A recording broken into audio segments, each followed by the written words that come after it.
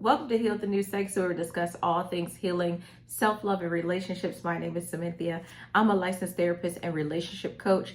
And today I wanted to share 5 mistakes I made in dating. These mistakes I made in my late teens, early 20s. I'm 36 now, if this is your first time tuning in. But I wanted to share these things for 2 reasons. One, I wanted to share these things just to shine a light for a woman who may be going through these things. Maybe you have experienced this and you're gaslighting yourself, okay? You're like, no, this can't be true. Maybe it's me. Maybe there's something wrong with me. And I hope by sharing the things that I experienced, you'll realize that no, sugar, there's nothing wrong with you. You're in an unhealthy relationship, okay? But the other reason, the second reason why I want to share what I have experienced in these dating streets is because sometimes we go through things and we feel like we're the only woman that has experienced it. And it can be very lonely. It can be very isolating. It also can lead to feelings of shame and guilt because we feel like nobody else will understand. I want you to know that I have gone through my own things as it relates to dating and relationships and love. I had to do my own work in healing. Was a therapy, coaching, watching YouTube videos, reading the books. I did all of the things, right? So I can get to a place to be able to identify a man that would be a healthy partner. So let me jump on in. So number 1, and now let me say this. Sometimes we fail in love, dating, and relationships because of our upbringing. And so some of these that I'm going to share are because I didn't have the necessary tools in my childhood to prepare me for healthy love. So number 1 is that I was ignorant to the games that men play. We need to be clear that the dating field is unequal. I grew up a church girl. I grew up Church of God in Christ. And I was raised to be a wife, right? That's what I was raised to be. But going outside, going to college. I remember, let me tell you something. So I grew up in Germany. And then when I moved back to the States, I went to a PWI for 2 years. And then I transferred to a HBCU. Baby, when I tell you I was not ready, I was not ready. I was not ready. The only thing I remember a friend telling me, he was like, listen, they're going to ask you if you're a freshman. And I was like, okay, why? And he was like, because they're going to play off of your ignorance. And I remember the first time someone was like, because I was new on campus, are you a freshman? I said, no, I'm a junior. He's like, oh, okay. Right?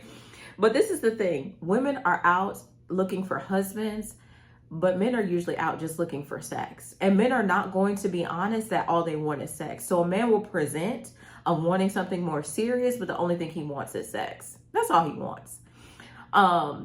And I really wish that men would be more honest about that. Like, if all you want is sex, then just say that. But I know that men know that if I just come and tell her that's what I want, she's not going to give it to me. So they play the game. Okay. So that's something to be mindful of. The dating field is not equal. So you as a woman have to do your part to be educated so that you can be able to win out here in these streets.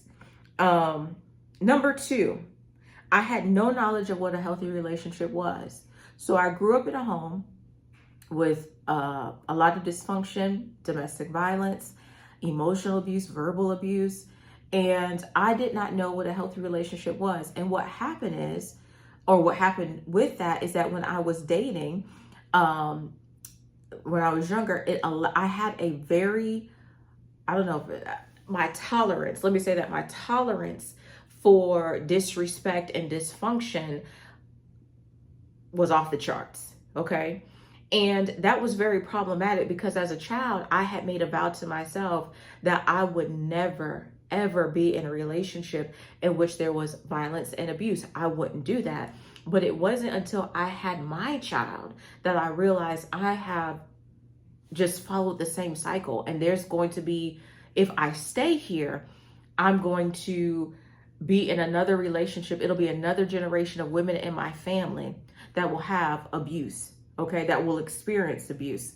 Something that's very important is to note that in our childhood, in our socialization, it wires our brain. I don't want to get too scientific, but y'all know I'm a therapist, so I'm gonna throw this out here. So your attraction to certain people, even though it's dysfunctional and they're unhealthy for you, is because that's what you saw in your childhood.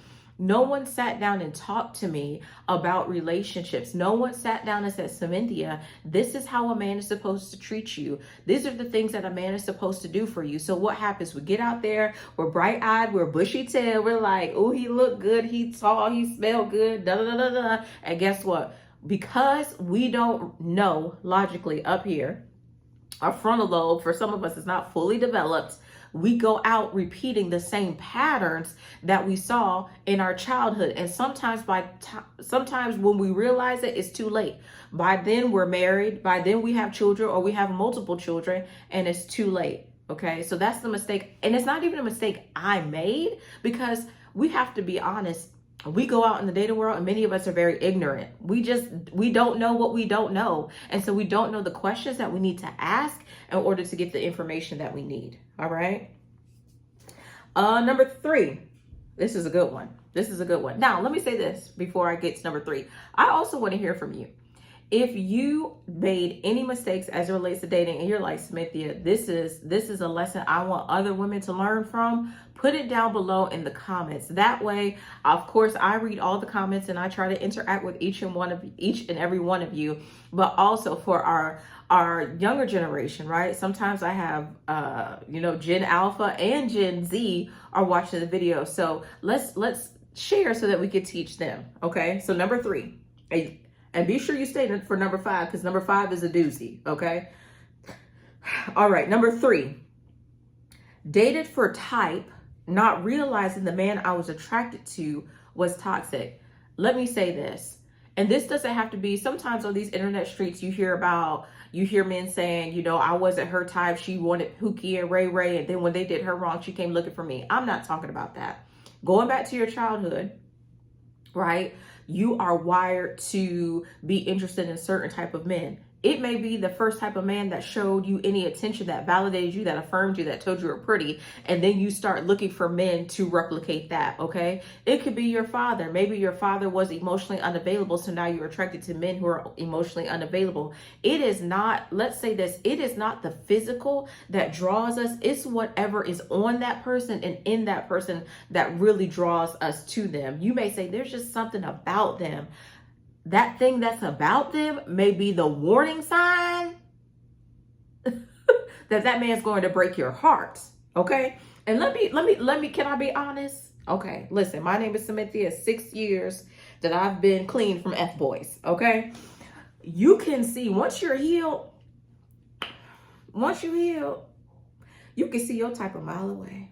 And and it's not physical. You can see, but you can see him a mile away, and man, ooh, in the beginning, it'll be electrifying.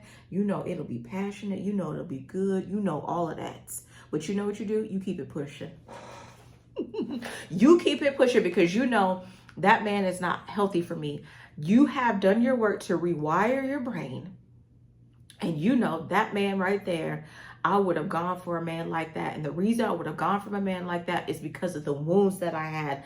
And that man can't satisfy me in this season. He'll break my heart and bring my back, but he can't satisfy me for the places I'm trying to go to. Listen, be honest now. Be honest down in the comments. If you've done your healing work, you know that you can see a man and say, ooh, 5 years ago, hey, I would have risked it. Listen. Okay. Even when even if I'm working with somebody for therapy with substance abuse, we talk about don't be in environments where your drug of choice is present.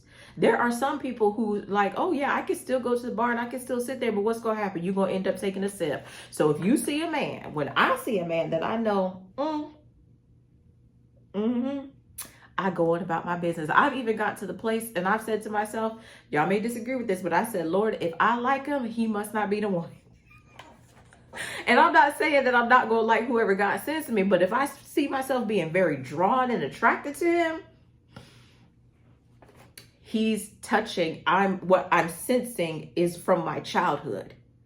I'm sensing the brokenness. I'm sensing the toxicity. I'm sensing it. I'm picking it up like a drug dog picks up cocaine, honey. And that alarm goes off, the dog get to bark and get out the way. Okay. Number 4, I didn't leave soon enough. I didn't leave soon enough.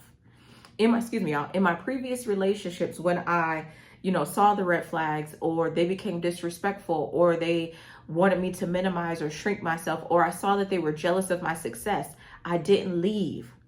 When I realized that he wanted someone to go with the flow, he had no intention of really being married. Listen, let me put you on game. And some of you beautiful ladies may know this. A man will look at you and tell you he wants to be married, but there's difference between a man wanting to be married and wanting to be married to you. So when you're talking about, so do you want to be married? Don't get excited because he said he wants to be married. Because just because he says he wants to be married, that's very different than him saying he wants to be married to you. All right? And I fell for that trick too. Oh, he wants to be married. Boo. That don't mean he want to be married to you. Okay? Listen. Also, right? When I realized that the relationship was going nowhere, I should have left. Many of us begin to overperform in relationships. Will lead me to my next one that I hope you still here to hear it, right?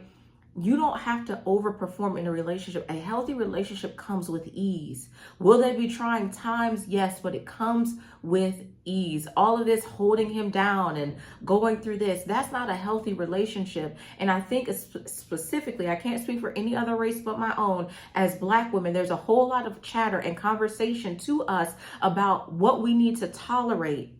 And when we say we're not going to tolerate it, then we're gaslit. Oh, you ain't gonna hold a man down. You ain't gonna do. Why? Why do I have to do that? Okay, so when I saw that, I should have left. Get to the place where you stop giving the benefit of the doubt and get zero tolerance. There should be some things that are just zero tolerance. If you see it, you gotta go. Okay. Now, number 5. This is a big one for me, y'all, because I'm guilty of this. I'm guilty of this. It's performance versus authenticity. Growing up a church girl, I'm going to say this like this. Growing up as a church girl, I wasn't taught to date. I was taught to perform. You know how to cook? Oh, yeah, I know how to cook. You know how to clean? Oh, yeah, I know how to do this. Y'all need to be mindful of men who ask you if you know how to cook or you know how to clean, because those type of men are looking for you to serve them. They're not looking for you to be a partner. Because a true man and partner, he doesn't care if you know how to cook or clean, because he likes you for you. He not allows you, but you're able to be your authentic self in front of him. Y'all don't know this, but baby, when something tickles me real good, I snort when I laugh. I snort when I laugh, okay? Can't breathe and everything, mouth wide, right? That's my authentic self. But sometimes when I meet someone for the beginning and I don't know them, I don't feel that comfortable. A man will make you feel comfortable in his presence. A healthy man will. He knows how to be the lion and the lamb, right? So growing up a church girl, they teach you, you need to be able to cook for a man, you need to be able to clean, you need to be able to submit, and then you take that into your dating and you're performing. Because that's not who you are. Because you have your own hopes, you have your own dreams, you have your own desires. And so you start to do all of these things. You drop that and do all these things because you want to be married. Not even realizing or having a true understanding or knowledge of what marriage even is. You were just taught, oh, you get older, go to school, get your degree and get married. Okay? Now let me say this too. There's a lot of, I think, there's so much stuff online, and a lot of it may make you feel shame because of the dating mistakes that you made. But I want to encourage you. I know women that have multiple children with multiple men, and they're married and they're in healthy relationships. Don't allow your life situations to define you. You deserve every good thing. There's nothing that you've done in your past that's going to disqualify you for all the things that God has for you. So don't believe anyone that says anything negatively about you. I've had men specifically come in my comments and be like, you should have got married younger. Listen, it wasn't my time or season to be married in my teens or in my 20s. Could I have been married? Absolutely. But I decided not to because I knew that wasn't healthy. I knew that wasn't right for me. I wouldn't be here doing this if I would have got married then. I may have been a divorced mom, and I'm not, no shade, right? I may have been divorced because I've evolved. I've changed. Who I was at 19, I'm not now at 36. Who I was at 26, I'm not now. Who I was yesterday, I'm not now. Okay? But I just want to encourage you because I feel like there's a lot of propaganda against women having healthy and loving relationships because of the experience in their past. We all have a past. Okay, the Bible says all have sinned and fallen short. We all have a past. But it also says a just man falls 7 times, but he gets back up again. So even if you've fallen in your dating and your love and you thought this was the one and I gave him all this and this didn't happen, listen, I have been there. I encourage you, if you need help on your healing journey as relates to love and relationships and dating, or if you need dating advice and guidance, click the link down below in the description so that we can schedule a coaching call. This is Heal the New Sexy, and my name is Cynthia. Bye-bye.